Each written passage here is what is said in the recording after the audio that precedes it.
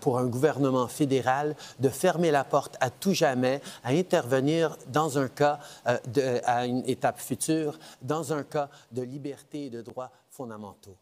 On devrait être là pour protéger les francophones en dehors du Québec. On devrait être là pour protéger les droits des femmes, les droits des communautés LGBT ou bien les droits des minorités religieuses. Je vais toujours défendre les droits de tout le monde et on verra aux prochaines étapes.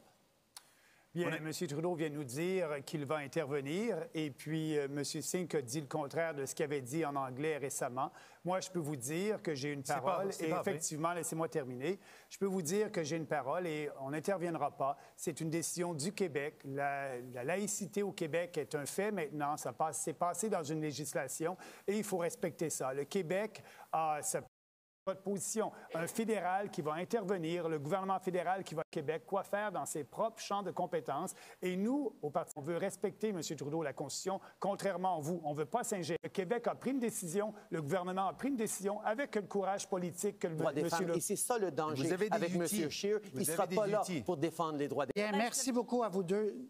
Deuxième trio sur le sujet. Et on va poursuivre donc avec Mme May, M. Scheer, M. Blanchet. Je veux rapidement rester sur l'avortement. On va revenir à la laïcité, mais je veux rester sur l'avortement une seconde. Monsieur Scheer, vous engagez-vous à améliorer l'accès à l'avortement malgré vos convictions pro-vie?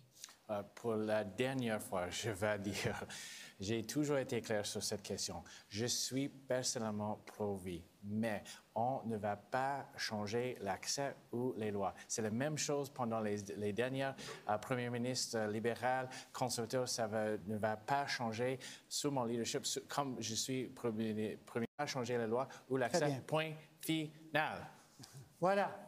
Monsieur Blanchet, je reviens sur la laïcité. Une question pour vous, et j'ai une question pour vous, et je vais relancer le trio.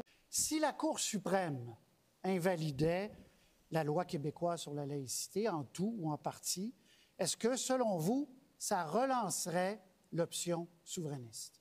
Je ne sais pas qu'est-ce que les Québécois feraient dans ce cas-là, mais pour les Québécois, la notion de laïcité, c'est une valeur progressiste, héritée de la Révolution tranquille. C'est généreux, c'est accueillant, c'est bienveillant, ça protège l'égalité de tout le monde, ça protège l'égalité des sexes. C'est pas quelque chose de contraignant ou de restrictif dans le cœur et la tête des Québécois.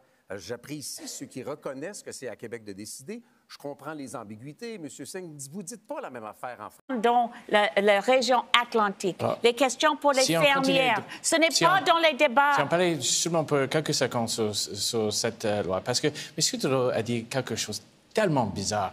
On parle de la loi 21 au Québec. Il a commencé de parler des autres enjeux de autres provinces. Il était obsédé de les politiques provinciales de l'Ontario. Il a même mélangé une menace hypothétique pour justifier son position incohérente sur cet enjeu. Mais il n'y a pas le monopole sur les affaires bizarres parce que vous venez d'en dire une pas mal, vous aussi. Non, mais ça, c'est... Vous êtes en train dans vous une... qui avez travaillé... Je ne suis pas Justin Trudeau, là. Coupez-moi pas la parole aux 3 secondes. Vous êtes en train de dire que le gouvernement Legault se fait l'instrument d'une tactique bloquiste qui va soutenir la loi 21 pour faire avancer le Bloc, puis que le lendemain, le Bloc va aller travailler avec les 9 députés du Parti québécois contre le gouvernement Legault, alors que la dernière fois que j'ai vérifié, le 21 octobre, c'est pas un référendum sur la souveraineté, c'est une élection fédérale où le Bloc québécois dit aux Québécois « N'envoyez pas à Ottawa des gens qui vont défaire ce que vous avez demandé à ceux de Québec de faire. » La chose que j'ai dit, c'est que vous prétendez être le meilleur ami de M. Legault. Vous cachez vos intentions. Vous cachez vos intentions actuelles pour gagner les sièges, alors que vous pouvez réanimer le mouvement souverainiste le lendemain après les élections. Le concentrer sur c'est votre priorité. Ma priorité, c'est d'améliorer la qualité de tous les Canadiens, de baisser les impôts, de rendre la vie plus abordable. Ça, c'est ma priorité. Arrêtez de vous chicaner. S'il vous plaît. J'ai le droit de parler un peu, s'il vous plaît. Allez-y. Madame May, allez-y. Oui. Dans la question de loi 21, je pense que tous les chefs ont le problème. Parce que tout le monde dit qu'au niveau fédéral, sauf pour M. Berry, que nous sommes contre la loi, mais en même temps, on doit respecter le Québec et les décisions de cour, attendre les décisions de contestation qui sont maintenant en train au Québec. Voilà. Merci, Mme May. On vous a laissé parler. Question en rafale. Maintenant, il y a été beaucoup question de cette histoire au cours des derniers mois sur la scène politique canadienne. Alors, je vous pose la même question à tous. Souhaitez-vous un accord de réparation pour SNC-Lavalin pour que l'entreprise, je le rappelle pour le bénéfice des gens à la maison, pour que l'entreprise ne soit pas obligée d'être condamnée à ne plus recevoir, s'il y a une condamnation, des contrats publics pendant 10 ans? Premier à répondre, M. Bernier. Nous sommes le seul parti, je suis le seul chef qui a dit à l'époque qu'il n'y a aucune corporation qui est au-dessus de la loi, aucune entreprise qui est au-dessus de la loi. Donc, le gouvernement de M. Trudeau a installé dans la législation canadienne une clause qui permet d'avoir des ententes spéciales avec des compagnies corrompues. Nous sommes contre ça. Toutes les compagnies doivent être traitées de la même façon, SNC-Lavalin comme les autres. Et ça, c'est très important parce que si vous ne faites pas ça, les compagnies et les gens vont perdre confiance dans notre système juridique. Nous, les petites compagnies sont poursuivies lorsqu'il arrive quelque chose. Les grandes, ça doit être la même chose aussi. Très bien. Donc, non. M. Singh. C'est tellement difficile de dire ça, mais ça va être la seule fois dans ma vie que je suis d'accord avec M. Bernier. mais dans ce cas, oui... Il fallait un dernier débat. Mais c'est ça la dernière fois. Mais ce que je veux dire, c'est oui, c'est clair. Le résultat de ce qui s'est passé, M. Trudeau a essayé d'aider ses PDG, pas des travailleurs et travailleuses. Ce qu'elle a dit, en fait, elle est un premier ministre pour ses petits amis. Elle rencontre les grandes compagnies et les aide. Elle peut les appeler et dire hey, « aidez-moi ». Elle dit « oui, qu'est-ce que vous voulez ?» Moi, je suis pour les gens, je veux travailler pour les gens et je veux travailler pour les travailleurs et travailleuses. Ça veut dire qu'on a un système de justice qui est juste. Merci, M. Singh. M. Trudeau.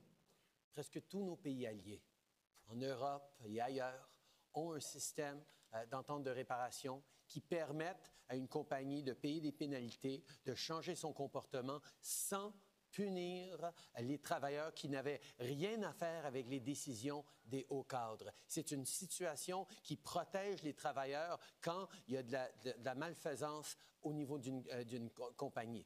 C'est un système qui fonctionne à travers le monde, mais la décision que si ça va être donné à une compagnie ici au Canada appartient uniquement au procureur général et au ministre de la Justice, et nous allons respecter cette décision quand elle sera prise. Monsieur Blanchet. Il y a beaucoup de choses à réparer dans l'entente de réparation. Il faudra réparer le mépris de M. Trudeau pour les institutions qui a fait planter une démarche qui aurait pu fonctionner, même s'il est exact que les grands pays occidentaux en général ont de telles ententes de réparation à même leur propre législation. Et il faudra réparer la mauvaise habitude, là je vois que M. Bernier s'ajoute à ça, puis que M. Singh s'ajoute à ça, de jouer le Québec corrompu. Les 3 400 employés de SNC-Lavalin actuels et la direction actuelle de SNC-Lavalin n'ont rien fait de pas correct. Les actions tombent, les morceaux vont être vendus, les travailleurs se cherchent des jobs et c'est un autre fleuron d'ingénierie québécois qui va tomber à cause de l'incurie ou de la mauvaise foi des partis fédéralistes. Merci, M. Blanchet. M. Scheer. Un fleuron de notre pays, c'est l'indépendance de notre système judiciaire. Et Justin Trudeau a essayé d'ingérer dans la décision indépendante de son procureur général. Et quand il n'a pas obtenu le résultat, la décision qu'il a voulu, il a lui congédié. Il a essayé d'ingérer et nuire notre système indépendant judiciaire. La décision doit rester avec le procureur général. Et ce n'est pas les excuses des emplois. Il y a seulement un job que le premier ministre a voulu sauver, et ça, c'est la de lui. La sienne. La sienne, merci. Madame May. Oui, je suis avec mon collègue, M. Singh. Je suis étonnée, je suis d'accord avec M. Bernier. Aucune entreprise, ni personne est au-dessus de la loi. Et c'est pour ça que je suis déçue avec M. Trudeau, parce qu'il a brisé la loi avec la pression contre notre procureur général et en même temps, le même projet de loi omnibus que j'ai parlé dans l'autre section, c'est dans le même projet omnibus budgétaire où ils ont changé le code criminel pour aider SNC-Lavalin. Ce n'est pas la façon de faire les bonnes décisions. Merci, Mme May. Débat ouvert qui commence. Je vous lance une question et ensuite les réponses sont à vous, bien sûr. C'est dans les crises qu'on mesure le jugement et la transparence d'un chef. Vous avez tous, ou à peu près tous, dû passer l'éponge sur des candidats. Dans certains cas, vous avez dû en renvoyer. Des candidats embarrassants. À partir de maintenant, est-ce que vous nous dites que c'est tolérance zéro pour un candidat ou un député éventuellement pour toute remarque qui serait jugée raciste? Monsieur Blanchet. D'abord, je comprends très bien pourquoi cette question-là est là aujourd'hui. Si n'importe lequel des candidats qui ont été mis en cause avait refusé de s'excuser de façon explicite, il ne serait plus candidat du Bloc.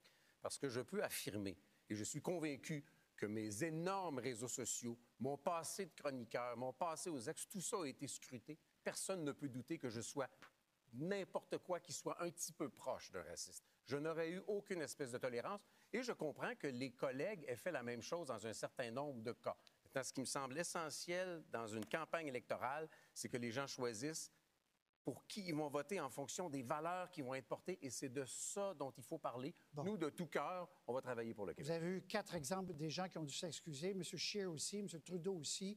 M. Scheer, allez-y. Oui, je peux vous dire qu'il y a une candidat qui n'a jamais été passé de notre système, notre processus pour analyser les candidats. C'est une candidat qui a brisé la loi sur la DIC 2 fois. C'est une candidat qui a menti souvent, qui a menti beaucoup des choses dans sa vie. Et ça, c'est le candidat libéral de Papineau. M. Trudeau.